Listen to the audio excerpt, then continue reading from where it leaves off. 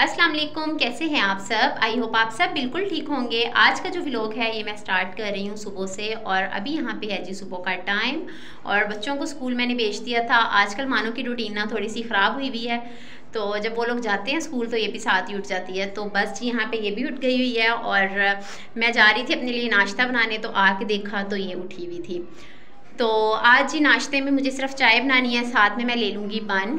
और क्योंकि अभी मैंने रोटी वगैरह नहीं खानी, 2 दिन हो गए हैं। मैं इसी तरह से कुछ नरम सा कुछ ले लेती हूँ चाय के साथ, या तो बिस्किट ले लेती हूँ या बाकर खानी वगैरह मंगवा लेती हूँ। तो आज मैंने सोचा थोड़ा सा चेंज करती हूँ, तो आज मैंने बन मंगवा लिया था। और अगर आप लोग चैनल पे नहीं हुए हैं तो जल्दी से चैनल को सब्सक्राइब करके 1K कंप्लीट करवा दें। और यहाँ पे जी आज मेरे साथ जो इंट्रो है वो मानो ने भी लिया है, तो मैंने सोचा आज मैं व्लॉग का इंट्रो खुद लेती हूँ। तो चलिए आए जी, चलते हैं किचन में, जल्दी से बना लेती हूँ चाय और अपना नाश्ता रेडी कर लेती हूँ। तो मानो थोड़ी सी कंफ्यूज हुई भी है, क्योंकि मैं मोस्टली काफ़ी टाइम से ना मैं इंट्रो खुद नहीं ले रही थी, मैं ऐसे ही बस स्टार्ट कर लेती थी व्लॉग। तो यहाँ पे चाय मैंने बना ली थी, और 2-3 दिन से ना सुबह में मुझे नाश्ता नहीं कोई इतना हैवी सा बनाना पड़ रहा था, जैसे पराठा वगैरह, तो मैं बहुत टेंशन फ्री थी। लेकिन यह है कि ये चीज़ें भी फिर हेल्दी नहीं होती डेली बेस पे अगर हम लोग इस्तेमाल करें या खाली चाय पी लें तो क्योंकि सारा दिन इतना काम करना होता है बच्चों के साथ, इतना ज़्यादा खपना होता है, इतनी खपत होती है सारा दिन के, इन चीज़ों से तो बिल्कुल भी गुजारा नहीं हो सकता।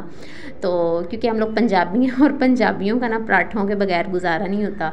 हम लोग सब कुछ छोड़ सकते हैं, लेकिन पराठे छोड़ना बड़ा मुश्किल होता है हमारे लिए।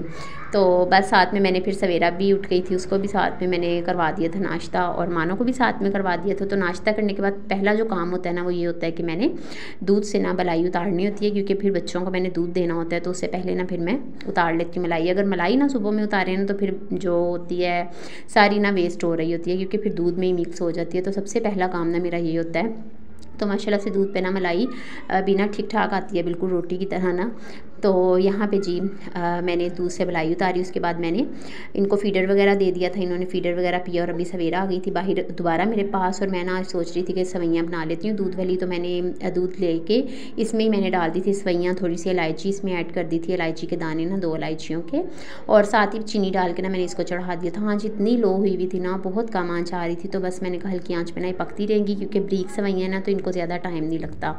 उसके बाद जी यहाँ पे मैंने बाल्टी वगैरह धो के रखी हुई थी घी वाली, और इसके अलावा स्पाइसेस बॉक्स भी मैंने धो के रखा हुआ था। थोड़े से जो बर्तन होते हैं वो मैं धो लेती हूँ इस टाइम पे, जैसे दूध वाली पतीली, इस तरह की जो चीज़ें होती हैं, इनके फीडर वगैरह, या कोई और जो नाश्ता मैंने किया होता है ना वो वाले बर्तन। तो इस टाइम पे ना ज़्यादा बर्तन नहीं होते, क्योंकि मैं रात में ही जो किचन है ना अपना उसको क्लीन करके फिर ही सोती हूँ, सारे बर्तन वगैरह वॉश करके। और शुरू से यही आदत है मेरी, बल्कि शादी से पहले भी यही आदत थी, घर क्लीन करना और उसके अलावा किचन को क्लीन करके फिर ही सोना। तो यहाँ पे स्पाइसेस बॉक्स भी मैंने वॉश करके रखा हुआ था, इसको भी अच्छे से ड्राई कर लूँगी, फिर मैं इसमें मसाले ना डालूँगी। और ये भी वीक में ना एक दिन ऐसा होता है जब मैं इसको अच्छे से ना वॉश करती हूँ, इसको क्लीन कर लेती हूँ। तो क्योंकि किचन आप कितना भी क्लीन करके रख लेना, डेली बेस पे खाना बनता है, और ऑयल वगैरह या इस तरह से ग्रीस वगैरह जो होती है ना वो किचन में हो ही जाती है। तो क्लीनिंग जो है ना वो बहुत ज़्यादा ज़रूरी है, और सफाई तो वैसे भी निस्फ़ ईमान है, तो हमारे दीन में भी कहा गया है। तो खैर यहाँ पे जिसको भी मैंने वॉश करके ना तो रख लिया था इसमें स्पाइसेस वगैरह डाल के। उसके बाद जो थर्ड काम था वो था जी कपड़े प्रेस करने का, हस्बैंड के और बेटे के ना मैंने यहाँ पे करने थे कपड़े प्रेस।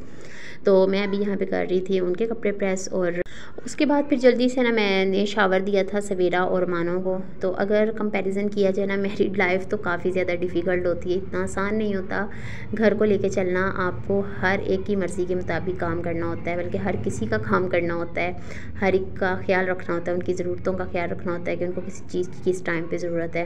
तो ये सब चीज़ों को जब आप लेके साथ चल रहे होते हैं ना, तो कहीं ना कहीं हम अपने आप को ना बहुत ज़्यादा इग्नोर कर रहे होते हैं।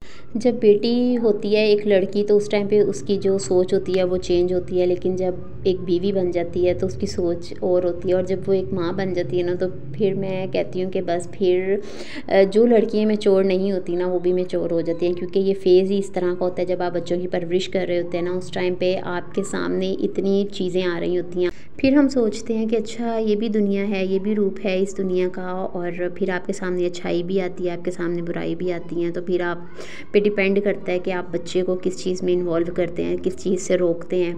तो बहुत मुश्किल होता है बच्चों की तरबियत करना। तो जो लोग कहते हैं ना बच्चे बड़े हो जाते हैं तो ज़िम्मेदारी कम हो जाती है और माँओं को सुकून आ जाता है, मैं कहती हूँ बिल्कुल इसके उल्ट है, बरअक्स है इसके। ऐसा नहीं होता। जिस तरह से बच्चे बड़े होते हैं ना, आपकी फ़िक्र भी बढ़ जाती है, आपका सोचने का अंदाज़ चेंज हो जाता है, आपका लाइफ़स्टाइल चेंज हो जाता है। इवन यहाँ तक कि बच्चों की जैसे जैसे बच्चे बड़े होते हैं उनकी ज़रूरियात चेंज हो रही होती हैं, उस हिसाब से आपको सब चीज़ें मैनेज करना पड़ रहे होते हैं। ज़ाहिर सी बात है, हम अपने बच्चों को तो नहीं बताते कि ये चीज़ें हम कितनी मुश्किल से आप लोगों के लिए कर रहे हैं, लेकिन हमें करना होता है क्योंकि हमें अपने बच्चों को एहसास कमतरी से ना बचाना होता है कि हमारे बच्चे किसी को देख के ये नहीं बोलें कि फ़लाँ के माँ बाप तो ऐसे, तो हमारे माँ बाप ऐसे।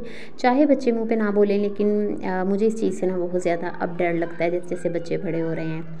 तो बस यही है एक ही, मैंने तो इन तमाम तर चीज़ों का सिर्फ एक हल निकाला है, इंसान के इख्तियार में कुछ भी नहीं है सिवाय नमाज़ के। आप नमाज़ पढ़ें, नमाज़ पढ़ने के बाद अल्लाह से सिर्फ दुआ मांगे कि अल्लाह पाक इन्हें हिदायत के रास्ते पे चलाना, इन्हें सीधे रास्ते पे चलाना और किसी भी किस्म के इनको गुनाह से, बुराई से इनको महफूज रखना। तो बस अपने बच्चों की हिफाजत के लिए अल्लाह से दुआ मांगे। मैं तो इसी नतीजे पे पहुंची हूँ कि जो परमानेंट सोल्यूशन है ना वो सिर्फ नमाज में है और इससे बेहतर कोई हथियार नहीं है कि हम अल्लाह पाक से दुआ मांगें और वही हमारे बच्चों की हिफाजत करे और हमारे बच्चों को दुनियावी किस्म के हर तरह के फ़ितने से महफूज फरमाए। तो अभी ना यहाँ पे फ्राइज़ ना मैं बना रही थी मानों के लिए ना, तो इसमें मैंने ना थोड़ा सा मैदा और थोड़ा सा कॉर्नफ्लोर डाल के तो इस पे मैंने कोट कर दिया था दोनों को और थोड़ा सा मैंने इसमें नमक डाल दिया था और बस मैंने सोचा आज ऐसे ही चले मानों को टेस्ट करवाती हूँ मैं फ्राइज़ ना। और यहाँ पे जी मैंने इसको जल्दी से ना फ्राई कर लिया था और अभी मुझे खाना भी बनाना था। गैस का इतना ज़्यादा इशू हो रहा है, मैंने पहले भी आप लोगों को कई दफ़ा बता चुकी हूँ, तो इस वजह से ना काफ़ी ज़्यादा परेशानी हो रही होती है। तो अभी इतनी काम आ रही थी लेकिन फिर भी उस पर खाना नहीं बना, फिर मैंने सिलेंडर पर ही बनाया। तो आज ना मैंने कद्दू का ना सालन आप लोगों के साथ शेयर करना है। इतना ज़बरदस्त ये सालन बनता है ना कि अगर बच्चे भी नहीं ना खाते तो बच्चे भी खाना स्टार्ट हो जाएंगे। कद्दू इतना ज़बरदस्त सी रेसिपी आप लोगों के साथ मैं शेयर करूँगी। तो मानो किचन में मेरे पास ही खड़ी हुई थी और यहाँ पे जी मैंने उसको फिर दी, मैंने कहा अंदर चलो आपके लिए ही बनाई है, आपको ही दूँगी। तो अभी माशाल्लाह से यहाँ बैठ के खा रही थी फ्राइज़ और साथ में सवेरा ने भी इसके साथ खाई थी। तो फिर मैं दोबारा से आ गई थी किचन में क्योंकि बच्चों को बहलाना ना बहुत ज़रूरी होता है। सिलेंडर भी पास पड़ा होता है और फिर जब आप खाना बना रहे होते हैं ना तो डर लग रहा होता है कि कोई बच्चों का कोई नुकसान वगैरह ना हो जाए।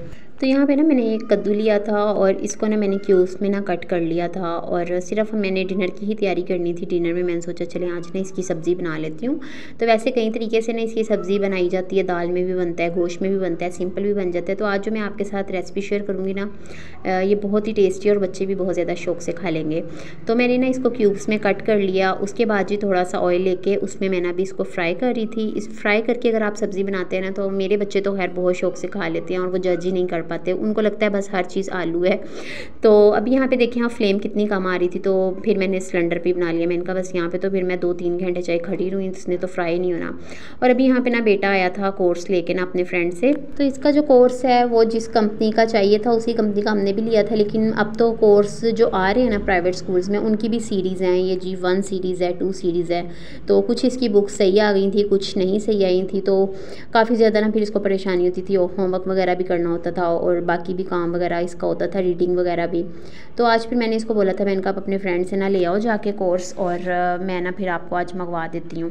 तो फिर अभी ये लेके आया था तो मुझे कह रहा था नाम लिखते हैं मुझे इनके ताकि फिर मैं जाके शॉप से ना ले आता हूँ। तो ये जो प्राइवेट स्कूल वाले हैं ना ये तो सही में जो है ना असल में फ़ायदा उठा रहे होते हैं, इनको तरस नहीं आता है माँ बाप पे ना, और हमारी मजबूरी होती है, जाहिर सी बात है हमने तो बच्चों को पढ़ाना होता है। तो लेकिन ये लोग हम पे तरस नहीं खाते हैं और इनको इस चीज़ से कोई वो नहीं होता सरोकार के कोई कैसे कर रहा है कैसे नहीं कर रहा है, इतने कोई लालची किस्म के लोग होते हैं। और फंड्स वगैरह भी इनके भरो, अभी तो फंड्स जो हैं वो भी इन्होंने काफ़ी बढ़ा दिए हैं। तो यहाँ पे जी जो थे ना कद्दू उनको मैंने फ्राई कर लिया था और अब इसी ऑयल में ना मैंने डाल दिया था लहसुन अदरक 1 चम्मच और इसको ना मैं अच्छे से ना सौटे कर लूँगी। और यहाँ पे ना भी फिर मैंने सिलेंडर ऑन कर लिया था, मैंने कहा भाई ऐसे तो काम ख़राब हो जाएगा। और ये यहाँ पे जो ग्रेवी मैंने बना के रखी हुई थी ना वो मैंने इसमें 2 क्यूब्स वो ऐड कर दिए थे और इसको मैंने कवर करके रख दिया था। ये खुद ही मेल्ट हुई, तो यहाँ पर देखें कितनी जल्दी से इंस्टेंट सा ना जो मसाला है वो रेडी हो चुका था। अच्छा, यहाँ पर जो मैं इसमें स्पाइसीज़ ऐड कर रही हूँ उसमें नमक, मिर्च, हल्दी, धनिया पाउडर, थोड़ा सा गर्म मसाला और 2 चम्मच ना मैंने कसूरी मेथी के लिए थे। इसको मैंने वॉश कर लिया था, पहले वॉश कर लिया करें कसूरी मेथी को, उसके बाद ना इसमें ऐड किया करें। तो बस जी ये तमाम तर मसाले डाल के कवर करके रख दिया। ऑयल थोड़ा सेपरेट हुआ तो मैंने इसमें ना डाल दिए थे जो मैंने कद्दू किया हुआ था फ्राई वो इसमें ऐड कर दिया और अब इसको थोड़ी देर के लिए ना मैं इसमें ही भून लूँगी। और उसके बाद यहाँ पे देखें जी इसमें अच्छे से जो है ना वो ऑयल के बबल्स बनना स्टार्ट हो गए हैं। तो अब इस स्टेज पे मैं इसमें डाल दूँगी हरा धनिया और साथ में इसमें डाल दूँगी मैं मोटी वाली हरी मिर्ची। और ये इतनी टेस्टी बनती है ना ये सब्ज़ी, बच्चों ने बहुत ज़्यादा शौक़ से खाई थी। अब मैंने ना इसमें ऐड कर दिया था हरा धनिया और साथ में मैंने जो मोटी वाली हरी मिर्च होती हैं ये तीखी नहीं होती, लेकिन इनका टेस्ट कोई भी आप भुजिया वगैरह बनाएं या इस तरह से सब्ज़ी बनाएं ना तो उसमें बहुत अच्छा लगता है। तो यहाँ पे मैंने 2 ली थी और इनको भी मैंने ना कट कर लिया था, थोड़ा मोटा मोटा कट किया था। और यहाँ पे जी सब्ज़ी को अब मैं हल्की आंच पे ना रख दूँगी, दाम वाली आंच पे 2 से 3 मिनट के लिए।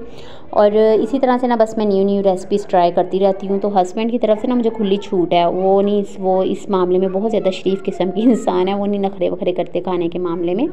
और यहाँ पे जी ये है सब्ज़ी की फ़ाइनल लुक, ज़बरदस्त सी जो सब्ज़ी थी